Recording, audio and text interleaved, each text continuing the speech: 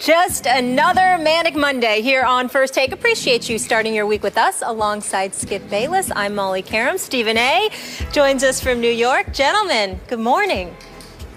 Good morning, Molly. How are you? Skip, how you feeling? How you doing? You know what? It's beautiful to see you. I'm actually feeling pretty good. Bro? But I do want to start the show by congratulating both you and Molly for her Giants and your quote-unquote Giants, right? They are hers. I'm not sure they're yours. You're sort of a pseudo-Giants fan. Hold on, Skip. I do have a question right now.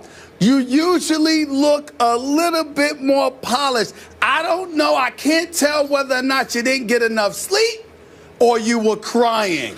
You can feel the need to explain, but I'm just saying. I just noticed something a little bit different this morning. I actually just looked in the mirror and I felt like Will Ferrell and Anchorman. Yeah. Oh, you look good. You look that's what I was thinking too. All right. Okay. But let's go. All in black, but it's not desperate times. We have some Cowboys to discuss. We do. But listen, Skip, I'd be more hype if Tony Romo and Des Bryant were in that game, but I was still pretty excited. I'm not going to lie.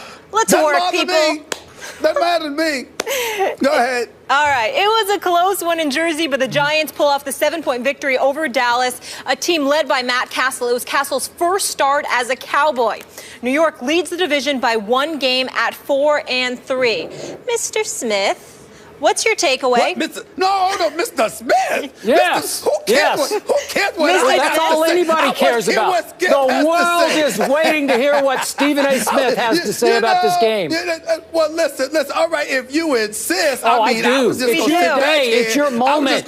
And you better seize it while you have it. Shine on. Let me say this to you. My condolences to the Cowboy Nation. I mean, it's been about a month, right? 4 straight. It's been about a month since you won a game. You know, listen. The Cowboys were incredibly competitive, Skip Bayless. I do understand. You know, Matt Castle threw the 3 interceptions in the second half. The pick 6 by Dominique Rodgers-Cromartie, I actually did not blame on Matt Castle. I don't believe that was his fault. Terrence Williams should have ran a better route. He did not do so. He allowed DRC to step right in front of him. Pick 6, we understand it. The other 2 interceptions, right along the line of what we anticipated. But even then, Skip Bayless, even then, you still were in position to win. You came back. He threw a 26-yard touchdown pass. You tied the score at 2020. And then what happens? The accident waiting to happen that is the Cowboys. Suddenly, with their special teams, they sit up there and they give off a 99-yard kickoff return to Dwayne Harris, who, by the way, used to play for the Cowboys. So he did. You had a former Cowboy that turned around and tortured the Cowboys. It's just, listen, here's the deal. Once again, the Cowboys, I just keep trying to tell you, when I say accident waiting to happen, these are the kind of things that I'm talking about. They lead you to believe they're there, that they're in position to win, that they're going to do something special. And then what happens? Right at the moment you least expect it, whatever needs to happen, happens. In this particular case, it was a kickoff return. So you had a pick 6, and then you had the kickoff return for the touchdown. So that's 14 points that the Giants scored, which means that the Dallas Cowboys defense did their part.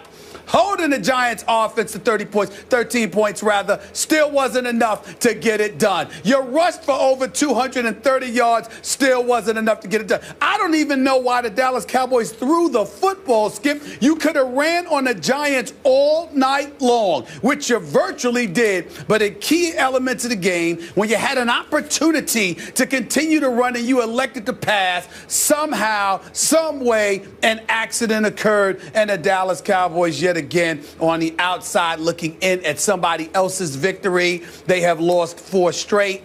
They have collapsed. It looks very, very bad for them right now. I do hope that Tony Romo gets back for you. But you, Skip Bayless, thought that Matt Castle was going to come to the rescue, that it was obviously the fault of Brandon Weeden because you wanted to stay off the Weeden, and that was going to propel you to victory. But nothing's going to work, Skip, until you get Tony Romo back. I am so sorry that this has had to happen, but I tried to warn you. Are you finished? Yes, sir. Oh, thank you very much. I've been waiting to hear from you. I know the over-under on accidents waiting to happen in Vegas was 14 for today's show, so I'm going to help those who bet the over. Accident waiting to happen, accident waiting to happen, accident waiting to happen, accident waiting to happen. I want to add 4 more times to accident because it will come up at least, 8 more times in the show. So bet the over. If you bet it, you're golden now. Okay, now back to reality. Please. Reality? Yes. As a Cowboy fan, I was actually pretty pleased by what I saw last night. I must admit to you, because you know what my takeaway was from this game? From the bottom of my heart. Okay. I'm not exaggerating. My takeaway was your Giants aren't very good. And it made me very happy because this thing hasn't even gotten started yet.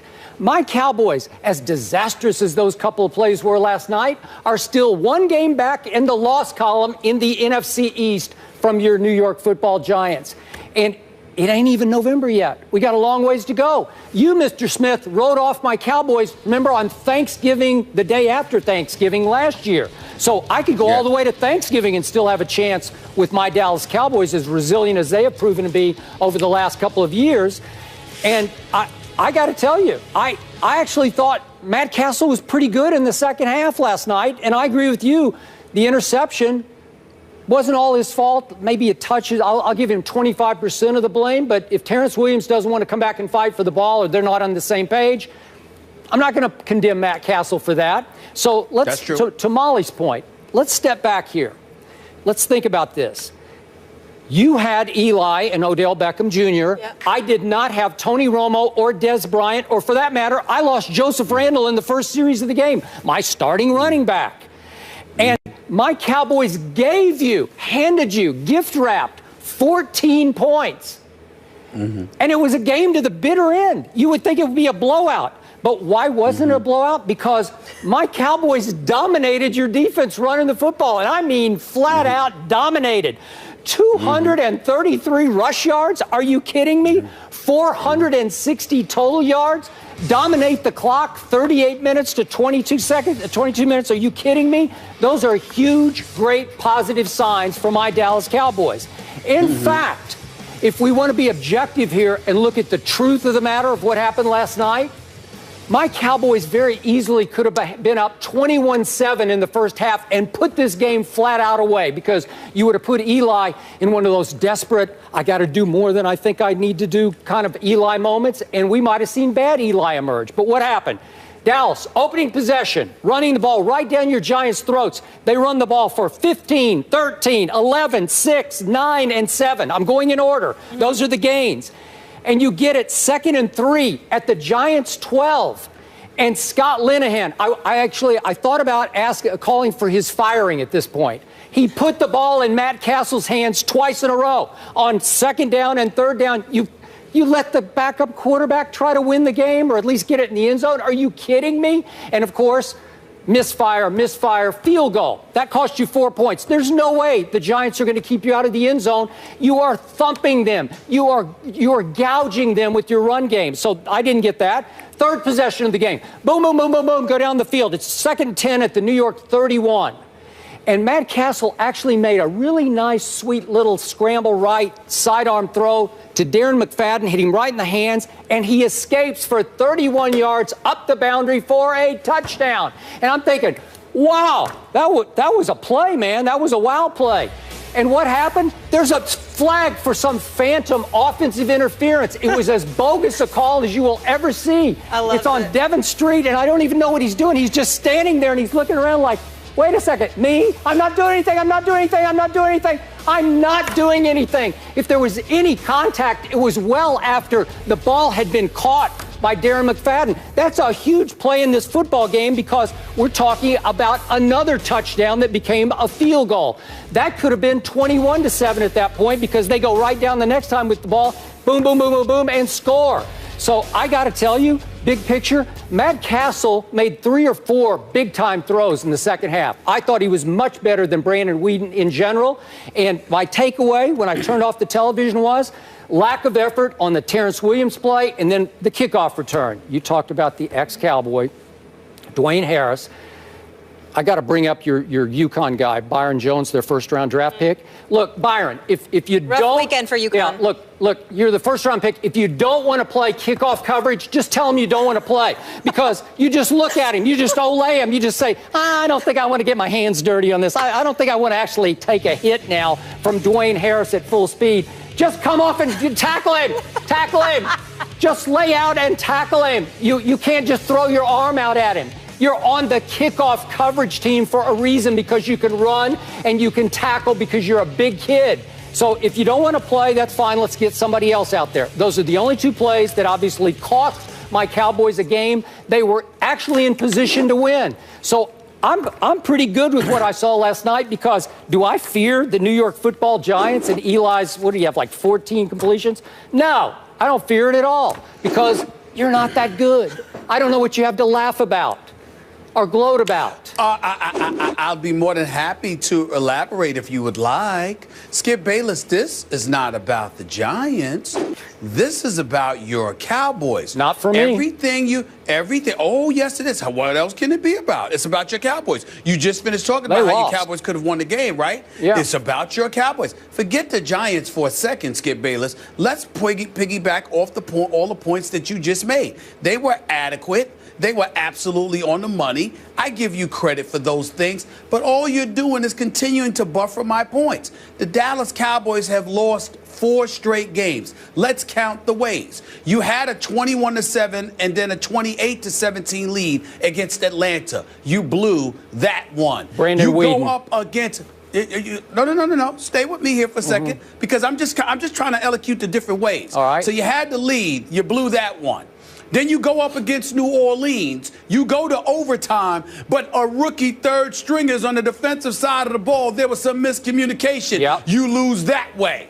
Then you go up against New England, a superior team. You obviously get ramrodded. Yep. You lose that one. You don't have a chance. And so now you show up against the New York Giants, and what happens, Skip Bayless? You know what happened? It was one of those situations, once again, it's special teams, it's a pick six. They are literally coming up with different ways to lose games. In this particular instance against the Giants, you're not wrong with what you were saying, but what I would say to you is that it's just a different methodology that they exercised in order to come up with a different way to lose. And that's what this is really all about. So when we talk about the accident waiting to happen, the walking pieces of mediocrity that they always have the potential to be, life without Romo and Des Bryant. You know, when Romo and Des were in Green Bay, and it was a catch, damn it, it was a catch.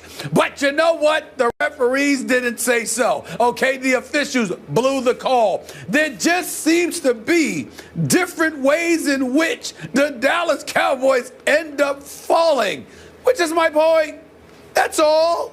That's all. I totally agree with you. Giants defense is suspect. I'm not pleased with their offensive line. Obviously, you know, Odell Beckham Jr. was out there, wasn't 100% with the hamstring, but he was still out there, but it was relatively non-existent with just 4 catches for about 35 yards. The only time he was visible is when he took off the helmet to yell at the referee because he thought that he should have got a pass interference call. Ruben Randall is better than serviceable, but he's not quote-unquote elite, and we're still waiting for Victor Cruz, and the defense obviously has a bevy of injuries. The Giants got a whole bunch of problems.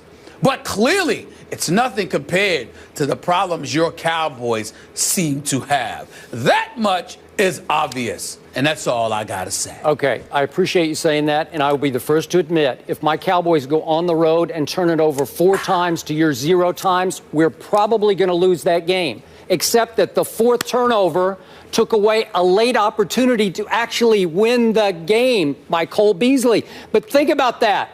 You should be ashamed. The Giants should be ashamed. How did my Cowboys stay in that game? How were they tied at 20-all fairly late, midway 4th quarter?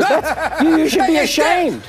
Hey, Skip, I forgot about that one. I just saw that. I forgot about Beasley, muffing and muffing up. I forgot about that. Oh, my Lord. That's when the evening really became special to me. Because this guy, Cole Beasley, is usually catching passes. He's catching passes in traffic. I can't believe I forgot that. Yeah. I totally forgot about that. That was the clincher right there. All I'm trying to say to you again, Skip Bayless, what normally wouldn't happen appears to happen against the Cowboys or to the Cowboys against somebody else. I mean, Atlanta, New Orleans, New England, the Giants. It doesn't matter. They just seem to come up with different ways to make me very happy and you relatively miserable. No matter how much you try to gloss over it, Skip Bayless. It's a very hard morning for you. I'm here for you. It's really not. I'm your boy. I'm really pretty happy. I think I still got a real shot here. It was an encouraging morning. And actually, how many times last year did I quote the old cliche to you? He who laughs last, laughs best. Yeah, you said that about as many times as I've said accident waiting to happen. Yeah, I did. That I said it, and I actually got the last laugh last year. But wait a minute. We've all conceded that the Dallas Cowboys, I conceded that at best they'd be 3-6 after 9 games, but that Tony Romo would come back with them still having a chance to win because nobody was going to run away with the division. So we've all conceded that they're not going to run away with the division, and nobody's going to run away with the division, and as a result, Tony Romo and Des Bryant will be in position to come back and claim the division. That's not the issue. The issue is, in the time that Romo is gone, how many games were the Cowboys going to lose? And they have now lost 4 straight in 4 different ways. You better hope it gets to 6. You better hope, or you're going to be in trouble. Really? Yeah, you better hope. Really? I will say this. Sure. I have only one concern this day, and that is I thought that the Romo return game, which is at Miami November 22nd, would be a cakewalk game, like an easy versus Joe Philbin game. Campbell's doing a good job. Dan Campbell just changed life in Miami. So that could not be the easy game that I thought it would be for my Cowboys. That is fair. I agree with you there. Thursday will be a big test for them when they have the short week. I will agree, though. I think Castle is an upgrade, Skip. I do, even with the picks, for what it's worth. And shout out to Dwayne Harris and Orleans Darkwa. We had a little offense there. Moving on, though, we're going to talk a little bit more about Harris. Listen, a win's a win. It was ugly, though. Greg Hardy gets heated that the kick